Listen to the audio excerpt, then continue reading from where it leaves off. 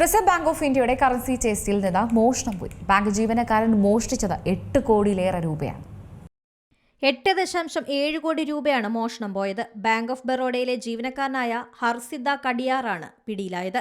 RBIയുടെ currency ചെസ്റ്റിലുള്ള കലുപൂർ പ്രദേശത്തെ ബാങ്കിലെ പണം സൂക്ഷിപ്പ് ചുമതലക്കാരനായിരുന്നു ഹർസിദ.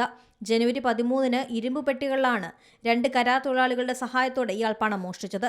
സംശയം തോന്നാതിരിക്കാൻ ഏപ്രിൽ 20 വരെ ഇയാൾ ജോലിക്ക് ഹാജരായിരുന്നു. പിന്നീട് അവധിയിൽ പോയി. പുതിയ ചുമതലക്കാരൻ ജോലിക്കെത്തി ഓഡിറ്റ് നടത്തിയപ്പോഴാണ് പണം നഷ്ടപ്പെട്ട കാര്യം അറിയുന്നത്. തുടർന്ന് CCTV പരിശോധിച്ചപ്പോൾ ജനുവരി 13-ന് ബാങ്കിലെത്തുന്നതും പെട്ടികളുമായി മടങ്ങുന്നതും കണ്ടെത്തി. ഹർസിദറിന്റെ കാറിൽ നിന്ന് 2.2 കോടി രൂപ കണ്ടെടുത്തു. മോഷണം അറിയാതിരിക്കാൻ RBIയുടെ പോർട്ടലിൽ വ്യാജ ബാലൻസ് സർട്ടിഫിക്കറ്റുകൾ അപ്ലോഡ് ചെയ്തതായും അന്വേഷണത്തിൽ തെളിഞ്ഞു. National desk C Malayalam news. ഏറ്റവും പുതിയ വാർത്തകളും വിശേഷങ്ങളും വിരൽത്തുമ്പിലറിയാൻ സി മലയാളം ന്യൂസ് എല്ലാ ഡിജിറ്റൽ പ്ലാറ്റ്ഫോമുകളിലും ലഭ്യം.